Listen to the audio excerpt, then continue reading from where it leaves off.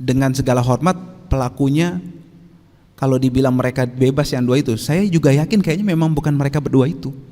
Kenapa saya yakin?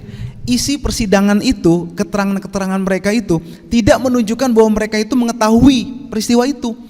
Mereka tidak tahu itu mobil hitam punya siapa. Kan lucu, masa mereka dalam satu operasi ada infiltrasi dari pihak lain, mereka nggak tahu. Kemudian nggak mencoba untuk mencari tahu atau bahkan mengambil tindakan. Ini kan hal yang aneh gitu kan. Yang saya mau katakan adalah yang terjadi, saya menduga kuat bahwa ini ada skenario untuk membuat kambing hitamnya itu adalah dua petugas polisi yang pangkatnya rendah itu, 3 ya itu. Saya dalam hal ini menyatakan secara pribadi ya, tidak ada urusan sama kasasi, tidak ada urusan sama novum-novum itu, karena di sini kejadiannya itu adalah pelanggaran HAM berat dan harus diselesaikan melalui pengadilan HAM. Oke lah, kalau kita nggak bisa ke sana bagaimana? Tadi kan belum bisa ke sana. Kita minta terbuka aja apa adanya, karena kita meyakini tell the truth gitu loh. Katakan yang sebenarnya, karena yang sebenarnya itu, kejujuran itu tidak akan mungkin bisa dibantah. Kalau mereka nggak jujur, gampang ngebantahnya. Saya cerita soal mobil tadi, gampang itu saya yakin nggak bakal bisa dilawan lah, bantah, karena mereka mengatakan sesuatu yang nggak benar gitu kan. Kenapa saya katakan demikian? Karena mereka nguntit ketika di Megamendung, itu ketahuan waktu ada para tokoh pertemuan di Habib Rizik. Ketahuan, dikejar sama laskar-laskar itu, sama pengawal-pengawal Habib ini, sampai kemudian ditangkap, dibuka, datanya itu semua diambil. Yang ada di buku putih itu semua datanya. Bagaimana soal mau kriminalisasi Anies, HRS, Operasi D5, ada semua. Dan kemudian itu dipublish. Saya menduga kuat inilah motif dendam ini.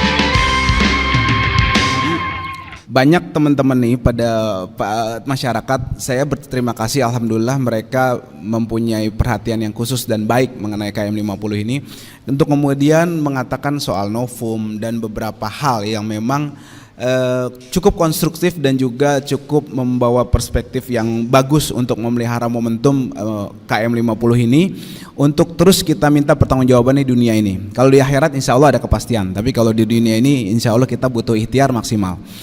Jadi gini, saya kurang setuju kalau kita berkutat di novum. Kenapa? Itu berarti kita tidak konsisten dalam hal kita mendenial, kita denial bahwa pengadilan yang sudah terjadi beberapa kali waktu itu, yang akhirnya sampai ada kasasinya, itu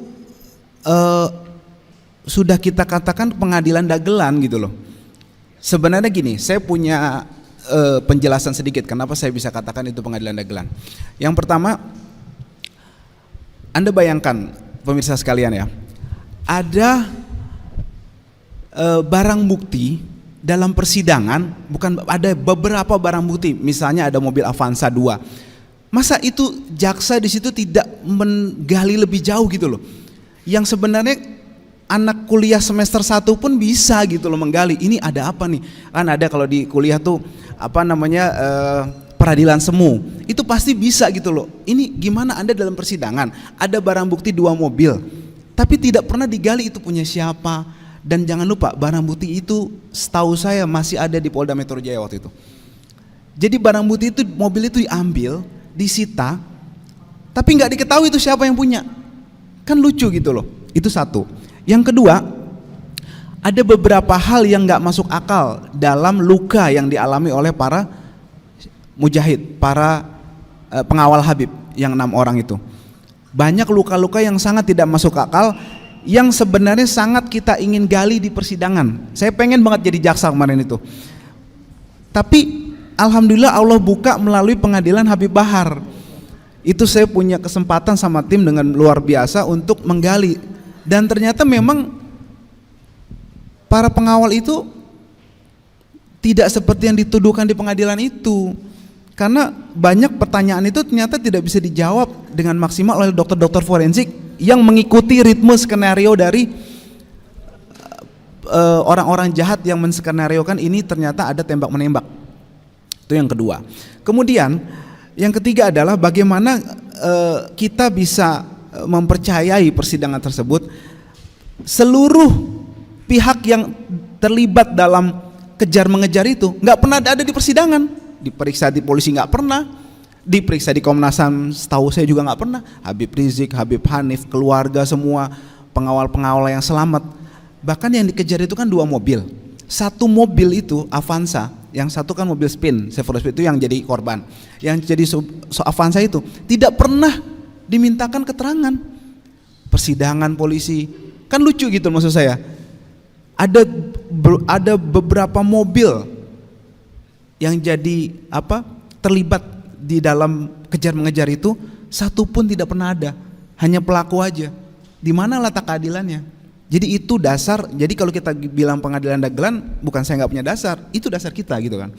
Nah, kita konsisten. Kenapa? Kalau kita mengikuti ritmenya, kita bilang ada novum, maka kita akan berkutat di pelaku itu adalah polisi itu. Sedangkan saya meyakini berdasarkan cerita Pak Marwan juga tadi ya, bukan cerita, maksudnya berdasarkan apa yang disampaikan Pak Marwan dan juga berdasarkan kronologi. Jadi gini Bang Refli, kita atas perintah Habib dan juga musyawarah, sesaat setelah Habib masuk penjara, nah itu sebelum Habib masuk penjara maksud saya, itu kita membuat rapat khusus KM50 di mana kita merekonstruksi kejadian KM50 itu. Kita punya dokumentasinya dan kita rekonstruksi benar-benar logis dan juga maksimal. Orang-orang yang selamat semuanya diundang, dikasih keterangan, kita ikut runtut tuh. Jadi kejadiannya waktu itu jam berapa, lewat mana aja, kita telusuri itu, rekonstruksi beneran nih. Oh di sini mulai pisah, di sini ada pepet-mepet, di sini ada yang ditondong senapan. Di situ kita bikin juga pakai kamera. Jadi ada keterangan 6 orang yang ada di mobil Avanza itu. Jadi real benar-benar gitu kan. Jadi kita memperkuat lagi apa yang pernah Tempo buat di film itu. Tempo pernah buat film kan soal KM50 dokumenter itu. Nah kita memperkuat lagi karena kita lebih menggali lebih dalam dan lebih punya waktu jauh dibanding Tempo. Nah dari situ saya meyakini bahwa dengan segala hormat pelakunya, kalau dibilang mereka bebas yang 2 itu, saya juga yakin kayaknya memang bukan mereka berdua itu. Kenapa saya yakin? Isi persidangan itu, keterangan-keterangan mereka itu tidak menunjukkan bahwa mereka itu mengetahui peristiwa itu. Mereka tidak tahu itu mobil hitam punya siapa. Kan lucu, masa mereka dalam satu operasi ada infiltrasi dari pihak lain, mereka nggak tahu. Kemudian nggak mencoba untuk mencari tahu atau bahkan mengambil tindakan.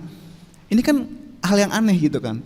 Yang saya mau katakan adalah yang terjadi, saya menduga kuat bahwa ini ada skenario untuk membuat kambing hitamnya itu adalah 2 petugas polisi yang pangkatnya rendah itu, 3 ya itu. Nah jadi maksud saya menduga itu karena sebenarnya kejadiannya bukan seperti itu. Kejadiannya bukan seperti itu. Kenapa saya bilang bukan seperti itu? Kalau memang saya challenge satu aja misalnya nih. Coba buka CCTV Rumah Sakit Polri sesaat ketika mereka diantar ke kamar jenazah Rumah Sakit Polri. Saya yakin nggak bakal ada. Kemudian ada mobil bekas tembak menembak yang datang ke Rumah Sakit Polri untuk bawa jenazah itu. Katanya kan Laskar itu menembak tuh pengawal itu. Coba cek di CCTV-nya, ada nggak? Nggak bakal ada. Karena kita yakin mereka itu dibawa ke suatu tempat, kemudian ada dugaan penyiksaan di situ. Itu yang saya mau sampaikan. Makanya saya katakan beberapa kali melalui media bahwa kasus KM50 ini adalah kasus gross human violation. Memenuhi 3 unsur dalam pasal 104 ayat 1 Undang-Undang 39 tahun 99. Yang pertama, di sini ada extrajudicial killing. Yang kedua, di sini ada penyiksaan. Penyiksaan itu terbukti di persidangan Habib Bahar. Para dokter itu menjelaskan bagaimana ada dugaan penyiksaan di situ. Yang kita gali dari pihak pengacara ya. Kemudian yang ketiga ada penghilangan orang secara paksa. Tentu saja dari yang saya sampaikan tadi, penyelesaiannya adalah melalui pengadilan HAM sesuai Undang-Undang 26 2000. Jadi mekanisme pemerintah itu tahu dan paham dulu duduk permasalahannya, kemudian musyawarah dengan orang-orang yang terlibat ini semuanya. Nah kemudian mengusut melalui instrumen yang dipunyai oleh mereka. Apa itu?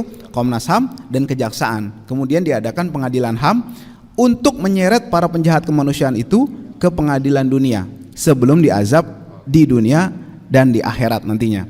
Dimana nanti di akhirat tuh nggak ada tuh pengacara, rekayasa, kemudian ada grand design, ada case building, nggak ada.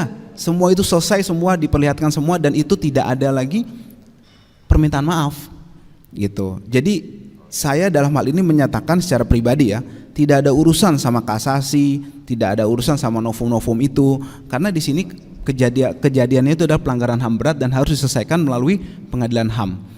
Oke lah kalau kita nggak bisa ke sana bagaimana? Tadi kan belum bisa ke sana. Kita minta terbuka aja apa adanya, karena kita meyakini tell the truth gitu loh. Katakan yang sebenarnya, karena yang sebenarnya itu kejujuran itu tidak akan mungkin bisa dibantah. Kalau mereka nggak jujur, gampang ngebantahnya. Saya cerita soal mobil tadi gampang, itu saya yakin nggak bakal bisa dilawan lah, bantah, karena mereka mengatakan sesuatu yang nggak benar gitu kan. Nah itu yang saya mau sampaikan. Kemudian jangan lupa ini juga ada rangkaian-rangkaian dari penguntitan kepada Habib. Saya meyakini, kenapa? Alhamdulillah bang, satu mobil Avanza itu Laskar itu selamat. Tapi dari situ saya mengetahui, ada satu momen saya bilang, kan mereka itu dibidik senapan begini di tol Kerawang. Saya tanya, kira-kira waktu itu kalau Anda diberondong di situ bisa nggak? Bisa bang. Terus salip-salipan tuh mereka, 3 mobil Avanza dari orang-orang, saya duga orang-orang BIN lah gitu kan. Itu menguntit mereka. Itu kira-kira kalau Anda dipepet dipalang begitu bisa nggak? Bisa bang. Karena waktu itu jalan kosong. Dan waktu keluar Kerawang itu ada sekitar 5 atau 6 kilometer. Jalanan itu nggak ada pembatasnya bang. Kan ada 1 jalur, 2 jalur nih, 1 jalur di sini, yang 1 jalur di sana kan. Nah ada sekitar 5 atau 6 kilometer saya perhatikan di jalan itu nggak ada pembatasnya. Jadi mereka bisa tuh pepet, dibentikan, ditembakin semua bisa. Pertanyaan saya, kenapa nggak dilakuin itu ya? Kenapa harus Chevrolet Spin itu yang diincar? Nah, kemudian saya bertanya, peristiwa sebelum ini coba cerita waktu penguntitan. Ada cerita. Akhirnya sampailah saya pada satu kesimpulan, mereka ini dendam sama laskar-laskar ini dan juga Habib Rizik dan Pak Munarman. Kenapa saya katakan demikian? Karena mereka nguntit ketika di Megamendung, itu ketahuan waktu ada para tokoh pertemuan di Habib Rizik. Ketahuan, dikejar sama laskar-laskar itu, sama pengawal-pengawal Habib ini, sampai kemudian ditangkap, dibuka, datanya itu kemudian diambil, yang ada di buku putih itu semua datanya, bagaimana soal mau kriminalisasi Anies, HRS, operasi D5, ada semua, dan kemudian itu dipublish. Saya menduga kuat inilah motif dendam ini. Pelakunya siapa? Tentu saja FPI, ada Habib Rizik, dan di situ ada Pak Munarman. Waktu menangkap laskar-laskar itu, laskar itu di bawah komando Pak Munarman. Saya menduga kuat mereka dendam oleh mereka ini semua. Kemudian 3 orang BIN yang ketangkap 3 bang, 1 mengaku wartawan, 2 mengaku TNI. Dibawa ke mobil, yang bawa itu adalah para pengawal yang syahid ini. Jadi mereka ingat nih orang-orang ini, oh ini yang nangkap saya. Dibawa, saat pakai mobil itu juga, dibawa, kemudian dibawa ke posko, di posko diinterogasi tuh orang-orang BIN, diambil datanya, disedot, dibawa. Mereka ingat betul, saya dibawa pakai mobil Spin, ini orang-orangnya pakai seragam-seragam itu. Dan kemudian beberapa hari kemudian setelah mereka tertangkap, dilepas, kemudian itu ke-publish semuanya, kemudian terjadi penguntitan. Mereka menunggu kapan Habib beserta orang di Chevrolet Spin itu. Saya menduga seperti itu. Kenapa Avanza itu tidak dihajar, tidak diberondong, tidak dihabisi di situ? Karena mereka tidak terlibat di situ. Saya menduga mereka dendam melokalisir. Ada Habib, Munarman, dan orang-orang di Chevrolet Spin yang memang membongkar bagaimana, bayangkan intelijen kalah sama pengawal santri-santri, malunya di mana, kan begitu kan? Saya menduga kuat ini penyebabnya. Makanya mereka mencoba memisahkan tuh Chevrolet sama Avanza itu pas di depan hotel, saya lupa tuh, depan pom bensin Shell kalau nggak salah, Novotel. Nah di situ ada mobil truk yang bawa mobil memalang Chevrolet Spin, yang Avanza bisa lolos. Disitulah dihajar di situ. Saya menduga kejadiannya nggak jauh dari pintu tol, dihabisi, diambil alih, dibawa ke kilometer 50, di sana dibawa lagi, udah dibawa entah kemana, dieksekusi. Jadi saya menduga adanya dendam terhadap Habib Munarman dan juga pihak-pihak di Chevrolet Spin itulah menyebabkan. Karena kalau enggak tadi, ya dong kita kan menduga kenapa Avanza itu tidak diberondong sekalian. Kan mereka ngalang-ngalangin Habib tuh. Habib kan kabur duluan, pergi duluan tuh, karena dikejar oleh bandit-bandit itu. Nah yang menghalangi dengan segala hormat, Masya Allah, itu adalah Chevrolet Spin dan juga Avanza tadi. Tapi kenapa hanya Chevrolet Spin? Nah, saya tanya, ya saya, oh ini ternyata dendam, inilah saya menduga. Ini saya bukan jaksa, saya bukan Komnas HAM. Saya hanya masyarakat biasa yang pengen mencari keadilan untuk saudara-saudara kita yang menjadi korban dalam pembunuhan ya terhadap warga negara, terhadap anak bangsa yang diduga dilakukan oleh aparatur yang seharusnya melindungi anak-anak bangsa. Demikian Bang Refli, terima kasih. Assalamualaikum warahmatullahi wabarakatuh.